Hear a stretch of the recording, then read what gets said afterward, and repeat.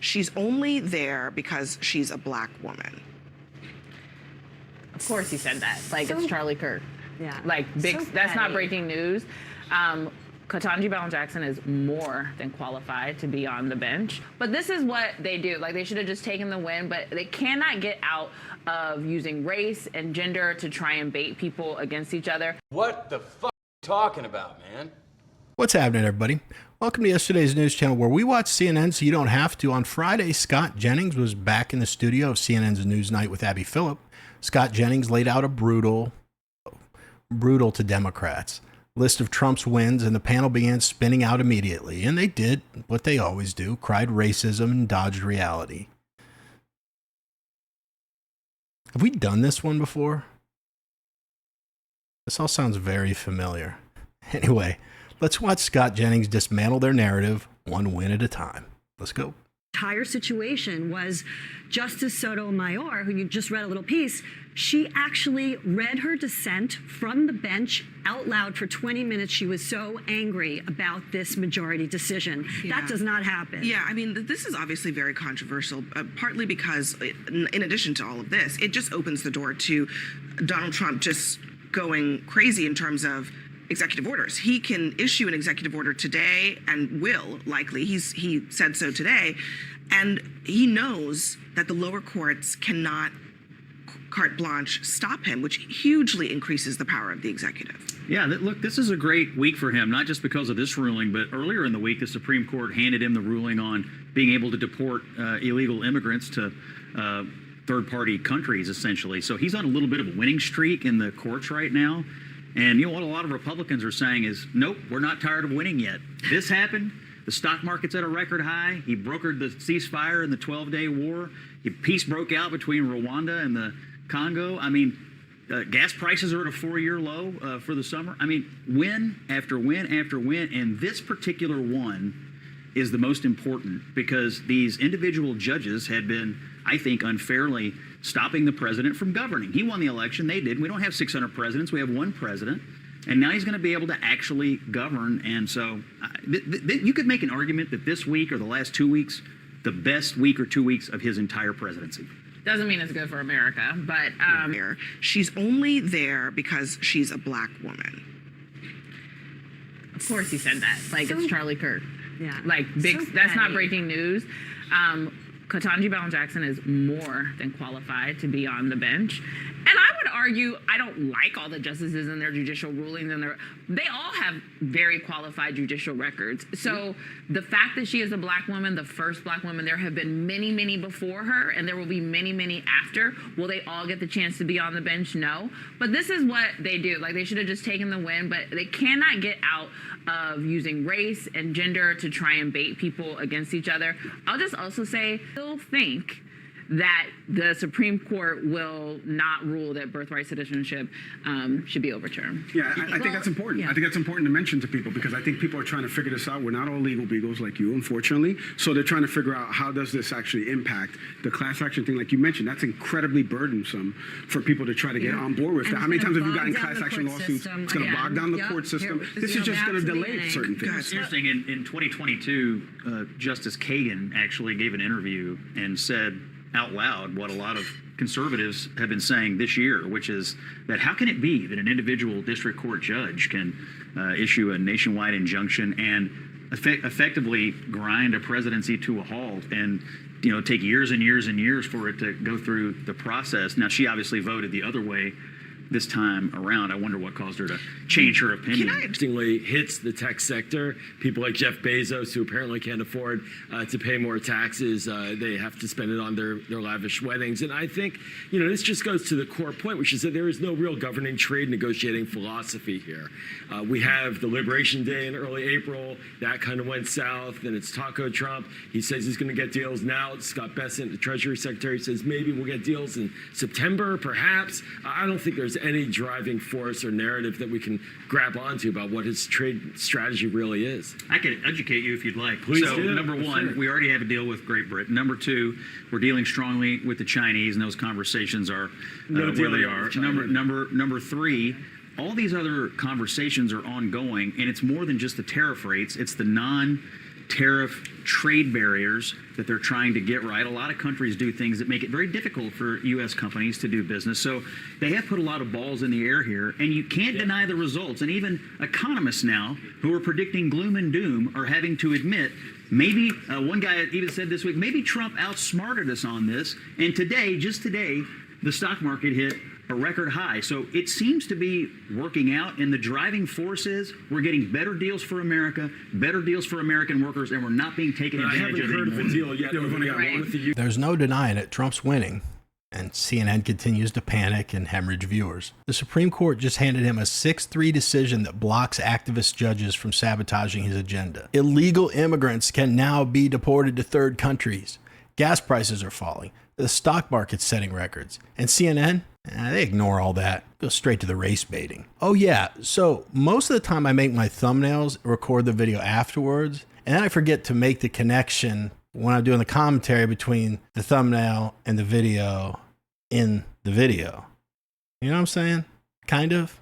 Well, in today's case, you just watched what the thumbnail was referring to. You know how the thumbnail says even CNN can't excuse this, and it's Scott expressing his bewilderment? It was referring to, and he was responding to, the audacity of Ashley Allison having the balls to even suggest that Republicans are the ones dividing people by race and gender.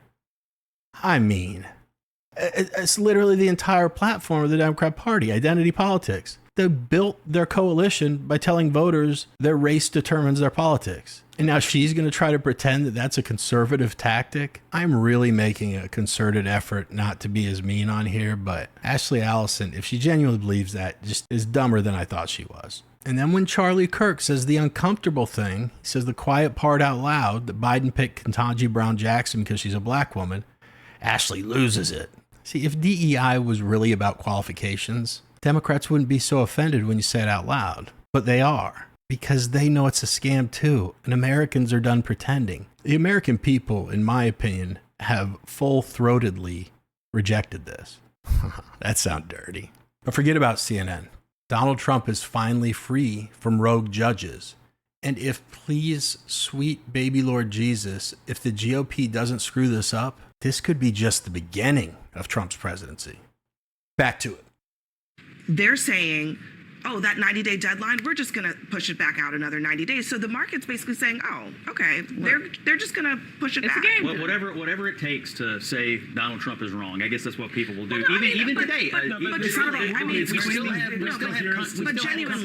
genuinely, maybe you could argue that this is a negotiating tactic that is working fine. But the truth is, Trump is in fact backing down, and the markets have calmed because of that. Yeah, he's doing what he thinks he needs to do with individual situations. And look also what's happening with individual companies. We had reshoring announcements this week. General Electric in my home state of Kentucky decided to reshore a bunch of jobs. The CEO of General Electric said the current policy environment is why we're doing it. So they're bringing a whole bunch of jobs from overseas back to the United States. You have announcement after announcement after announcement on top of these great gains in the market. Maybe sometimes the answer is, hey, maybe it's working. Maybe it's working. But it's not. But if you tell me you're going to do 10 things and you do one of them and you keep claiming victory and the other 9 are just coming down the economy are you unhappy about today? Me personally, because I could easily go into the what about another bigger picture problem here. But wait a minute. The market. Hold on one second. Just on the market. Wait a minute. When the market was plummeting, the market didn't matter. But today the market is good, so now it matters. And this is the double talk we're talking about. It's like the reason why people are hesitant to be like, yes, this is good, Donald Trump, because y'all don't do it either. People are not being honest brokers on these things. People who voted for Donald Trump as working class Americans are still struggling today as they were on November 5th. That is a fact. So they don't care that those arrows on that paper are green. Just like you told me they didn't care when those arrows were red. Look. We have low gas prices right now. We have jobs coming back to the United States. We have inflation rates slowing. You sound like me on November 4th. I mean, we have a lot of and that was the day before the election, we have and we lost. Positive green shoots in the economy, and you don't seem to want to acknowledge it. It's kind of working. There are positives. You're enhancing it. I really don't understand the strategy of creating an enemy out of an ally. I really don't understand why the president is in Canada. Yeah, why are they taxing us? Why is the president in Canada a week and a half ago? Why do we have to at accept the these G7, taxes? Why are they and he doesn't been get around any since deals 2022. done? There is no deal making going on. There's just pushing away our best allies. Yeah, Why look, are they taxing us? Can you explain? Scott, that This is a response to our Scott, terrorists. That is a great It's a direct question. response. Why are they taxing us? Why are they doing this to our It's company? not No, why are they taxing They us? shouldn't do Trump it. has threatened to annex them. Yes. He has slapped tariffs on them. So what incentive does Canada have to play nice? Because we mean more to them than they mean to us. We have a lot So of leverage Trump here, can just as the president said. so They you're should not be saying that Trump antagonizing can our just- tech companies. So Trump can just continue to threaten to take over a sovereign country, tariff them, insult them, and Well, if we were in they charge don't of them, they they wouldn't don't have get to tariffs. fight back. No, fight back. I mean, if they want to I'm just saying, it doesn't seem antagonize like a good these strategy US to tech engender companies, friendship. That's all I'm saying. there will be consequences of that in the ongoing negotiation. I don't understand why they thought this was a good idea. As Trump pointed out, Europe already does this. They shouldn't go that Yeah, direction. it seems a relationship. You're watching them run out of things to talk about right in front of your eyes. I mean, how is this news? Let me get this straight. According to CNN, the markets are up because Trump is backing down on trade. That just has to be dishonest spin. I can't see how anyone would buy that.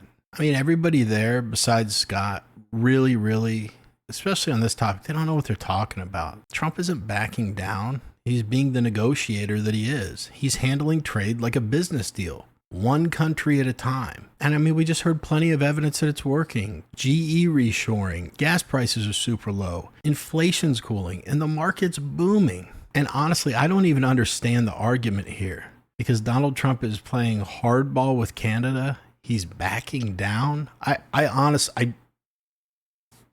really don't know what they're talking about. Let's just look at Canada specifically and refresh the CNN panel's memory as to why trade became such a high priority on Trump's agenda. For years, I don't remember exactly how long, but Canada's been hitting the U.S. dairy, poultry, and eggs with 200 to 300% tariffs. And what do we get in return? A demand that we open access to our markets. You know what they call it? They call it supply management. So, oh, it's so stupid. It'd be fun to go into this deeper, but put simply, it's protectionism wrapped in politeness. Meanwhile, American farmers are told to compete globally with zero help. That's not free trade. It's a rigged deal. And thank God that Trump was the first one with the guts to push back. For decades, the American people have let DC bureaucrats sign off on trade deals that sold out American workers. Now that someone's actually standing up for them, the media melts down. I mean, what I'm about to say, I say it so much it sounds rehearsed, but it's just fitting so often in these videos. So if you know what I'm about to say, feel free to sing along at home. They're not mad because Trump is failing. They're mad because he's winning. I just made that up right on the spot. That's not a joke. Pretty good. If Canada gets to protect its industry, shouldn't we be able to? Is Donald Trump extreme to want to level the playing field? As a matter of fact, if all we do is level the playing field, all of these other countries should be kissing the United States ass because they need us. The United States even considering anything close to an even trade deal with another country is nothing short of benevolent. We hold all the cards. But what do you guys think? Do you think Ashley Allison actually believes what she says? Or is that just a script now if you want to stay on TV or on CNN? And how long can CNN keep just pretending that real tangible wins like falling gas prices and a booming market don't count just because it's Donald Trump? Let me know what you think in the comments. Anyway, that's it for this video. Hey, if you're watching at this point in the video, you probably fall into one of three categories. The video's on and you fell asleep. The video's on and you're just doing something else and you're not paying attention. Or there's a small group, I think, that really likes the channel and watches it all the way through. So for any of those folks that are on here, you're the ones I wanted to talk to. I want to give you a quick heads up. You're going to start seeing some shorter clips from videos like this one showing up on the channel soon. I'll film a quick new short intro for them, but the content will be pulled straight from these full episodes. And to avoid any confusion, the thumbnail will clearly say clip in the top left-hand corner. I'm just giving you a heads up now so you know exactly what it is when you see it. I just don't want any of you to feel deceived should you click on a clip you've already seen. For the next couple of weeks, I'm going to repeat this explanation every once in a while so as many people possible can see it. But at least now you guys will know what to say to the person that watches one of these clips and is like, I've already seen this. What is this, man? But if you are watching at this point in the video, thank you. Thank you. It's not lost on me that you are the lifeblood, the foundation of this channel. And I'm not saying this out of humility, but the fact that this channel's grown as quickly as it has is 100% on you. I'm not saying that like, oh, I didn't do anything. I know I put it out and stuff, but it's on you guys. So thank you. I wouldn't be doing this without you. Otherwise, as always, thank you for taking a couple minutes out of your day to watch my video. Never forget, Jesus loves you. See you guys.